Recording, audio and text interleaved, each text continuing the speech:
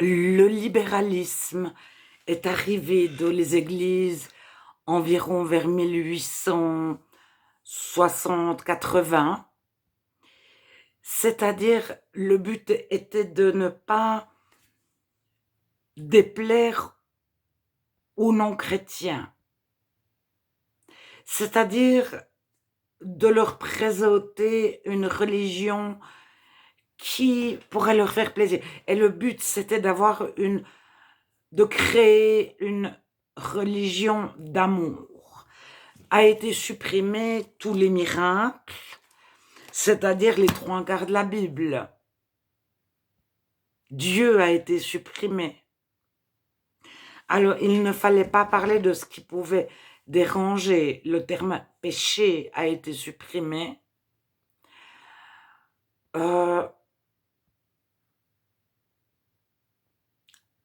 Le but était d'attirer le plus de monde possible sur les bancs des églises.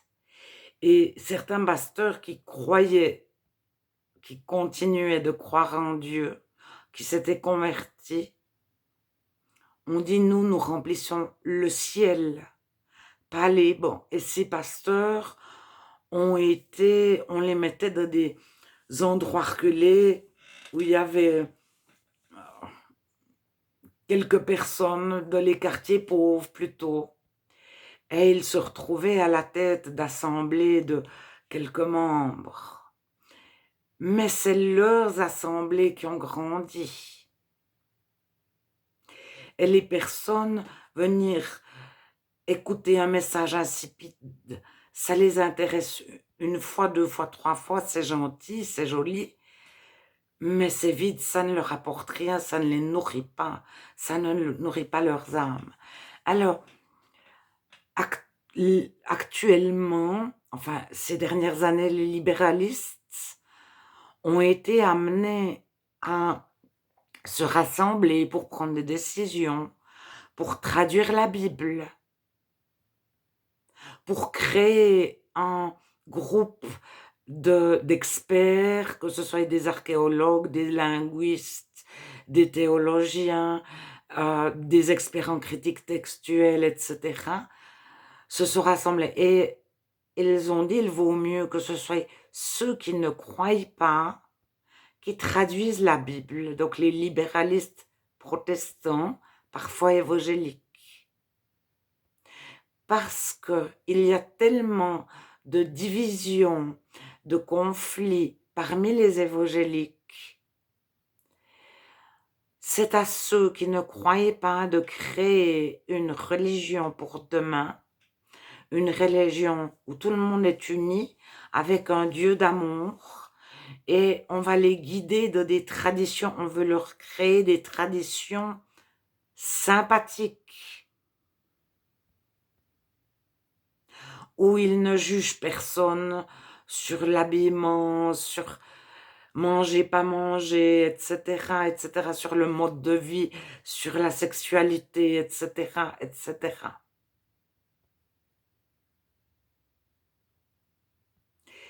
Et ces personnes qui ne croyaient pas en Dieu sont arrivées toujours plus dans les hautes sphères, c'est-à-dire ceux qui connaissaient les langues, ceux qui traduisaient la Bible ou qui participaient aux recherches dans les manuscrits, etc.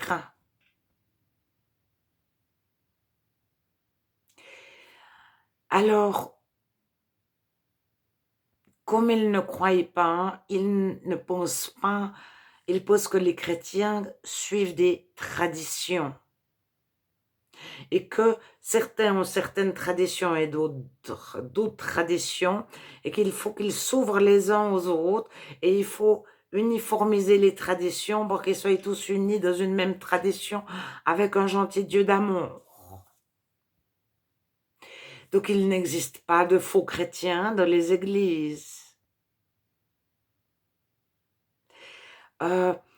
Prier si une personne a des TOC, veut se suicider, a des troubles du comportement, il faut l'envoyer chez un médecin.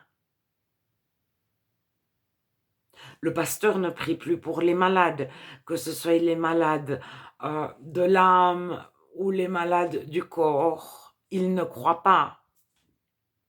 Mais les libéralistes n'ont pas conscience que les églises sont formées de chrétiens, tous unis en Jésus, avec tous le même Dieu, la même foi, la même croyance, le même Saint-Esprit, etc. Et qu'il y a une adversité qui en tout premier s'appelle le menteur, l'oppresseur et le diviseur. Mais le diviseur des chrétiens. Il ne divise pas les païens, les non-chrétiens, ceux qui ne croient pas. Donc il ne va pas diviser les libéralistes, les théologiens libéralistes. Par contre, les diviseurs dans les églises vont prendre la parole et vont mettre en exergue, mettre en évidence, prendre une petite chose et en faire une montagne.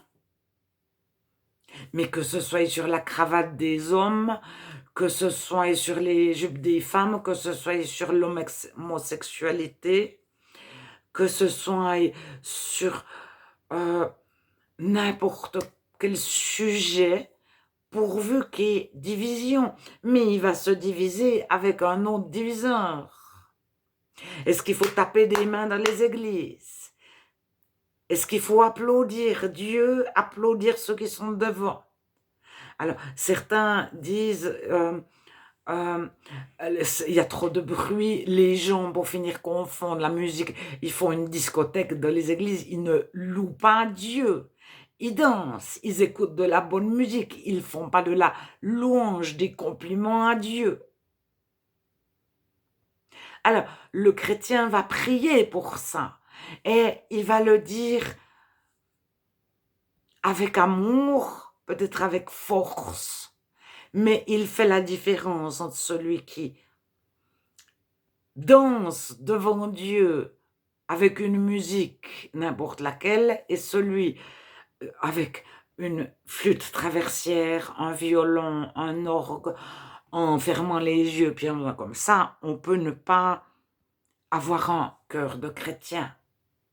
Mais le libéraliste ne fait pas la différence entre celui qui est comme ça et l'autre qui est comme ça. Il y a le chrétien qui a Jésus de son cœur et Jésus annonce, c'est dans tous les évangiles, il y aura des faux frères, des faux prophètes, des faux Christ, des faux docteurs. Paul dit des faux frères, donc en Galates, de l'épître aux Galates, des faux frères se sont furtivement introduits parmi nous.